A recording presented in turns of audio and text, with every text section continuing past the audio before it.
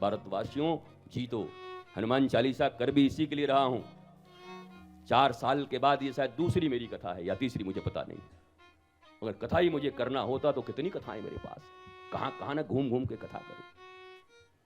पर लगता है दिल में कि अब कथाएं भी भारत के लिए ही होनी चाहिए, हिंदुस्तान के लिए होनी चाहिए, हमारे नौजवानों की जागृति के लिए होनी चाहिए। और ये भूत प्रेत का जो मामला है आज मैंने सॉल्व कर दिया है, वो मैं कर दूंगा।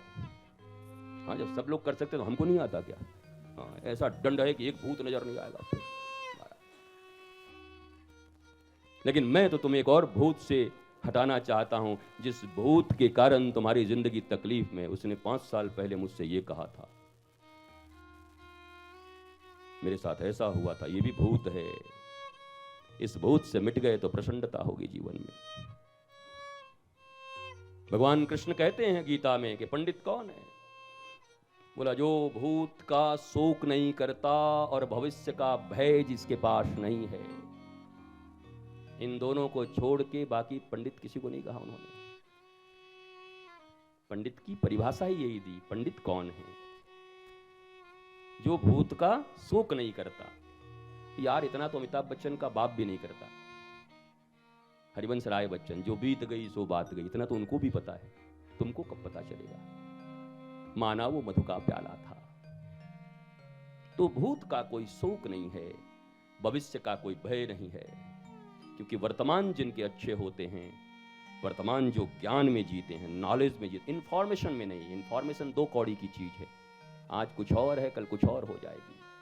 मेडिकल साइंस में रोज दवाइयां बनती हैं, 4 दिन के बाद वही क्रोसिन जहर हो जाती है। क्रोसिन तुम खाए जा रहे हो, बाहर मना है। हमारे भारत आज भी क्रोसिन खाए जा रहा है।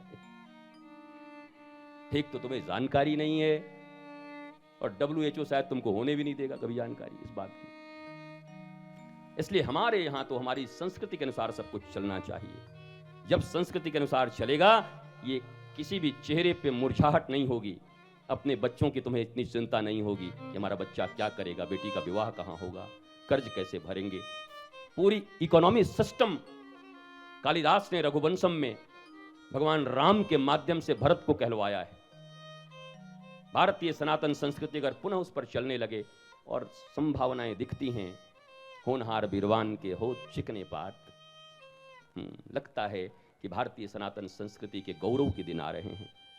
पर सजगता चाहिए। अगर आप सजग न रहोगे, आप जगे न रहोगे, तो मुश्किल है। आपका जागरण बहुत जरूरी है। कॉन्वेंट में पढ़ने वाले बच्चे भी जागृत रहें, और कितने दिन, बहुत जल्द अपना फ्यूजन गुरुकुल आने वाला है। ऐसी पढ़ाई पढ़ेंगे कि विमान शास्त्र की पढ़ाई अपने स्कूल और कॉलेज में पढ़ेंगे। ये विश्वास हमारे बच्चों के भीतर भी होना चाहिए। गॉसिप्स भी आपके स्कूल कॉलेज में हो, कैंटीन में, तो यही हो। सनातन का मतलब क्या जानते हैं? सनातन मतलब क्या? पुराना? नो नो नो नो, सबसे मॉडर्न, दुनिया का सबसे मॉडर्न धर्म संस्कृति अगर कोई है और सबसे पुराना है तो वही सनातन है। गौरव का बोध हो। गौरव के बिना आप कुछ नहीं कर सकते।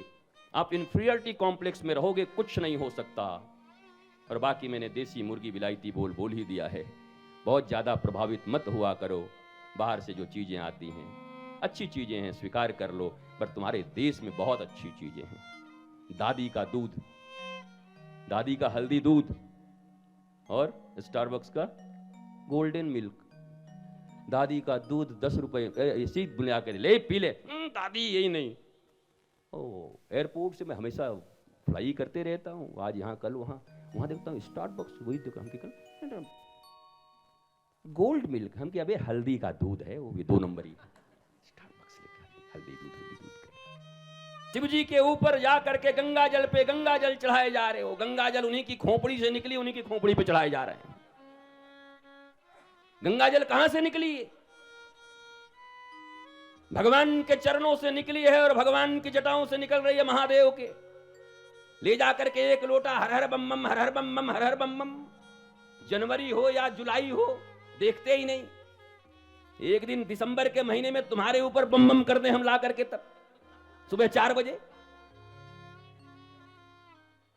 बरेठ जी का इतना बढ़िया माथा है, सुंदर चिकना, और पीछे वो माधव किंकर बैठा है। ऐसे 4-5 लोगों को बिठा करके और एक दिन सोमवार को इनका सिर्फ जलाभिषेक कर दो। सुबह 3 बजे से लेकर 6 बजे तक नजला जुकाम और सब जितने चीजें सब हो जाएंगे, आक्षी आक्षी करते मिलेंगे, बच जाएं तो बड़ी बात। गंगा कुछ अपना चढ़ाओ, कुछ अपने भीतर की चीज दो, क्यों नहीं देते? श्रीमद् भागवत की जब कथा चलती है तो उसमें है तेजो वारी मृदाम यथा विनिमयो यत्र त्रिसर्गो मिषा धाम्ना स्वेन सदा निरस्तकुहकम सत्यम परम धीमहि